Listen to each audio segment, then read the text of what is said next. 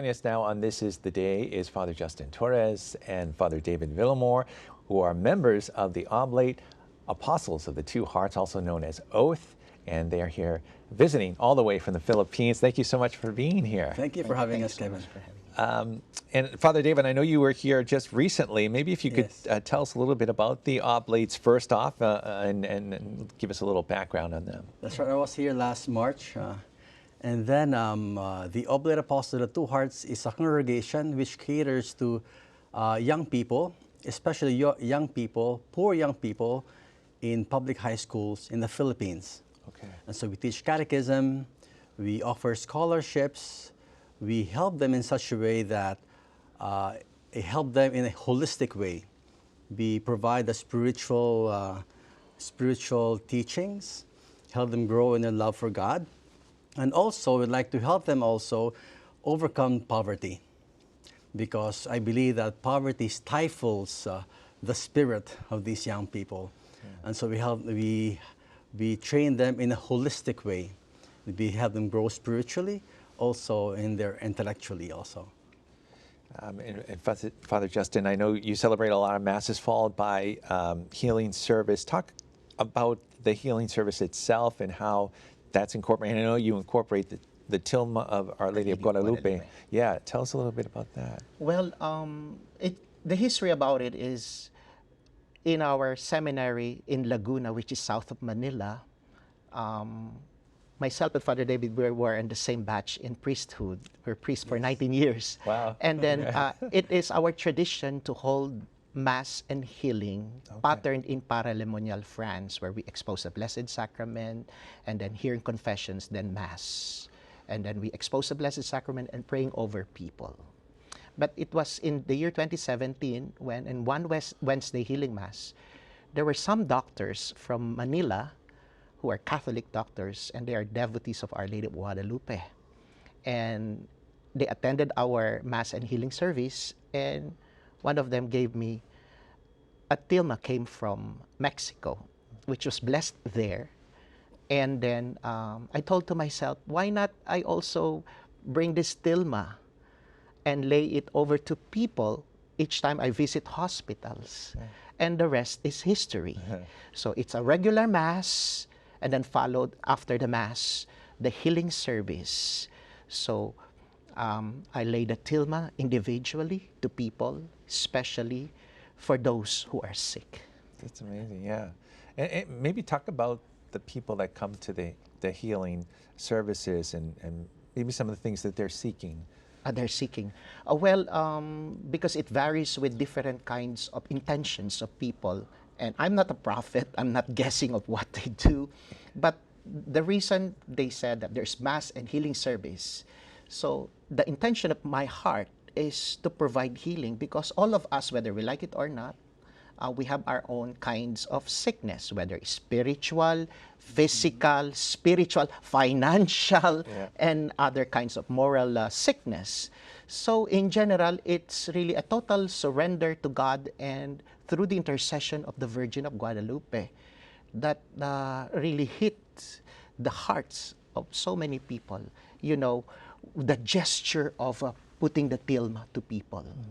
It's like people are experiencing a holy embrace from the Blessed Virgin, and the whisper of the message of a spiritual comfort that's made people affected and affected the very healing that they need. Yeah, yeah. And could you share maybe some healing stories that you've experienced? Healing stories. Because I'm present doing my healing in the Philippines, major islands of Luzon, Visayas, and Mindanao, and also in Australia. Just recently, I went to Australia in Sydney Archdiocese for 26 days in 21 parishes. Well, there was one good healing thing, that there was this Catholic doctor. She is 32 years of age. When I went there last year, March last year, when she told me that she just newlywed and she had a cancer, terminally ill, and she was wearing wig, and then She told me that she has cancer and she wanted to have a child of her own. But her doctor advised her not to because it's impossible, because there will be like side effects during all these medical interventions. So I was surprised last June when I visited, and when she was lining towards me, she was smiling at me and she's not wearing her wig. And then she was telling me before I laid the Tilma, Father, my doctor told me that I am cancer-free. Wow. What did you do?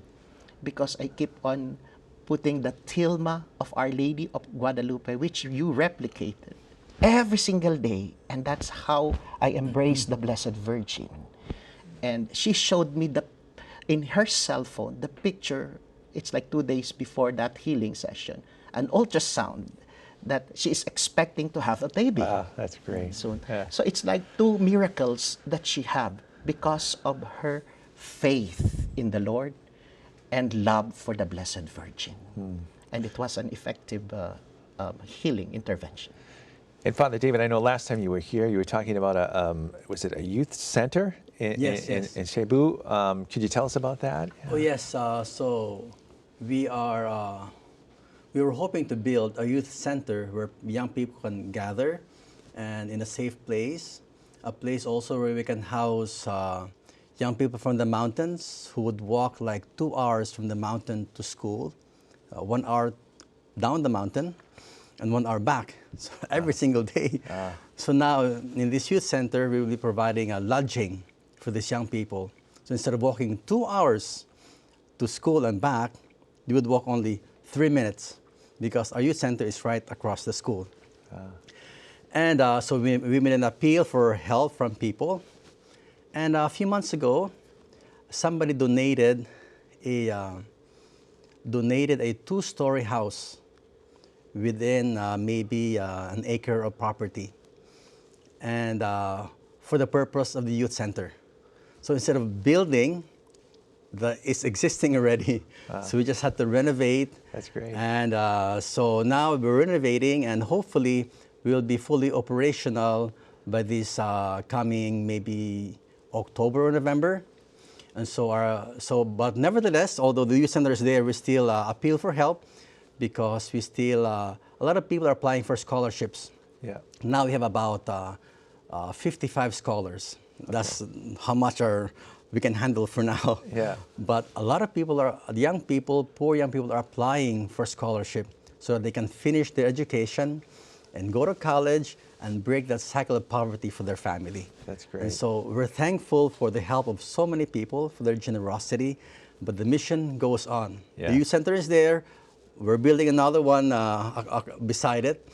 But yeah, we're operational, and thanks to the help of so many generous people who believe in our cause of helping these young people, training them holistically, training them spiritually, morally, and also intellectually. Yes. That's great.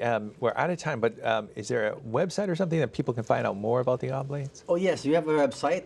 It's oblateapostlesofthetwohearts.org. .org, And okay. also, if people want to donate, they can text Sacred Hearts with an S, to 44321 to our nonprofit here in America. Excellent. And they would get a tax-deductible donation. All right.